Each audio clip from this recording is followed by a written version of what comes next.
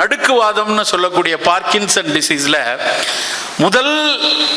அந்த முகத்தில் முதல்ல அந்த நோயை கணிப்பது பொதுவாக நோய் கணிக்க ஆரம்பிக்கிறது பார்த்தீங்கன்னா கையில் ஒரு லேசாக நடுக்கம் வரும்போது தான் நோயை கணிப்பாங்க. மருத்துவர் மருத்துவர்கிட்ட போய் சொல்லுவார், சார் சட்டப்பித்தான போட முடியல, லேசாக நடுங்குது அப்படின்னு சொன்னப்பறம் தான் நடுக்குவாதமாக இருக்குமா அப்படின்னு அந்த மருத்துவர் யோசிக்க ஆரம்பிப்பார். ஆனால் அதற்கு முன்னாடி அந்த கட்டத்துக்கு முந்தைய கட்டமாக ஒரு குறிகுணம் உண்டு. அது என்ன அப்படின்னா, மகிழ்ச்சியை வெளிப்படுத்தாத ஒரு முகம், எக்ஸ்பிரஷன்லெஸ் ஃபேஸ் அப்படிம்பாங்க. ஒரு முகம் ஒரு எப்பவும் கவலையோடு இருக்குதா, அவன் முகம் சிரிக்க மாட்டேங்கிறான், கண்கள் சிமிட்ட மாட்டேங்குது, பேசும் பொழுது ஒரு புன்னகை அவர் முகத்தில் வரல, இவ்வளவு நாள் சிரிச்சாரா அப்படின்னு கேட்பாரு. அவெல்லாம் நல்லா வாய் விட்டு பிரமாதமா சிரிப்பாருங்க, ஒரு மகிழ்ந்து இருக்க மாட்டேங்கிறாங்க அப்படின்னு சொல்லி அந்த சிம்டம் வந்ததுன்னா அதுக்கான குறிகுணம் மூளையில் டோபமைன் கொஞ்சம் குறையுது.